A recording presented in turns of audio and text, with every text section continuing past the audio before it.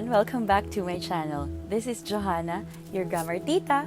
I know it's been a month since I uploaded the last vlog, but anyway, I'm here. I was just resting. I was just trying to figure out what other topics we can discuss.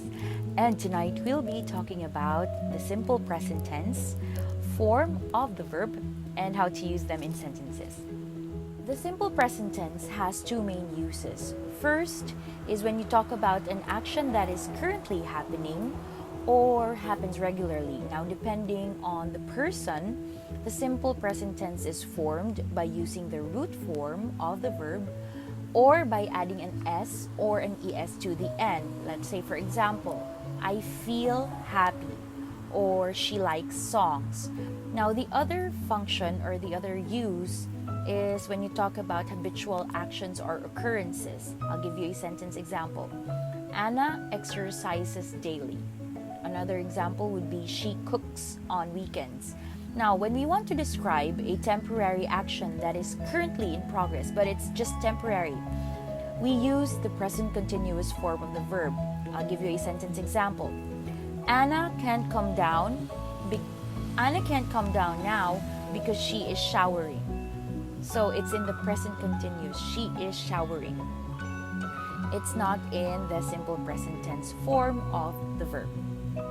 So how do we form the simple present? Now, for most verbs, you just use the root form of the verb except for the third person singular because you will need to add an S. Now, let's take an example. The verb is sing.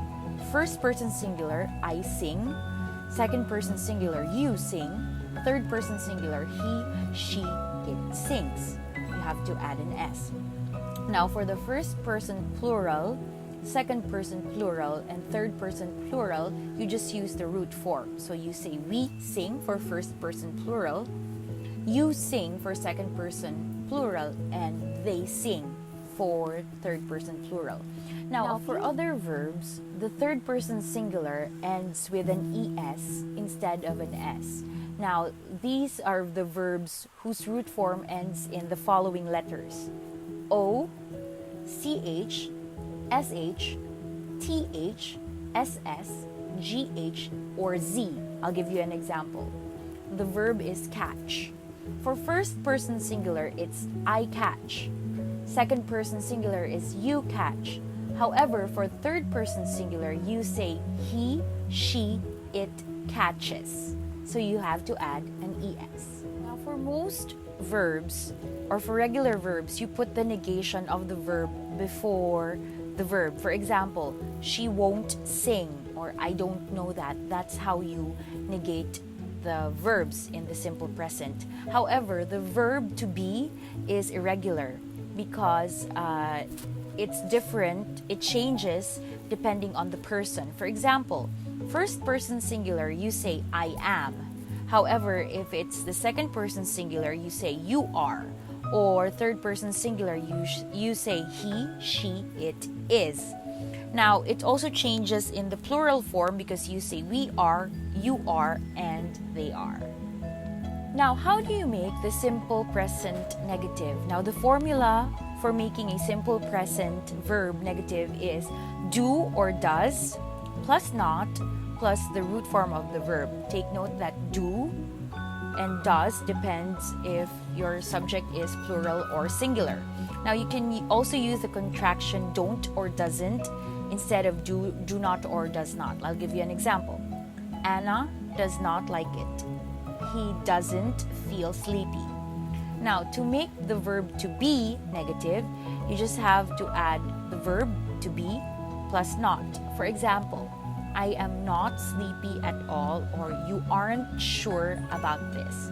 That's how you do the negation for simple present tense form of the verb. How do you ask a question for the simple present tense? It's very simple. You just say do or does, depending on your subject, plus the subject and the root form of the verb. For example, does Anna write songs, or do they like music? So that's how you ask questions in the simple present form of the verb. New vocabulary alert. The first word is braggadocio, and it's spelled B-R-A G-G-A-D-O-C-I-O, braggadocio, and it means empty boasting or arrogant pretension or cockiness, or a person given to arrogant boasting, or someone we call a braggart. I'll give you a sentence example. His braggadocio is overflowing when it comes to the topic on arts. The second word is envisage, and it's spelled E-N-V-I-S-A-G-E,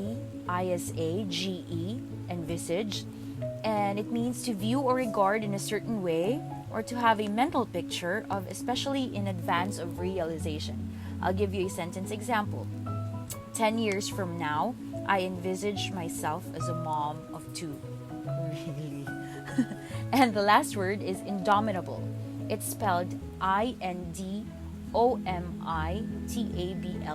indomitable. And it means incapable of being subdued or unconquerable. I'll give you a sentence example. The indomitable spirit of the athletes won them their championships. And that's it. Thank you very much for tuning in tonight, and I hope that you learned something, and I hope you also use the vocabulary in your future sentences. This is Johanna, your grammar tita.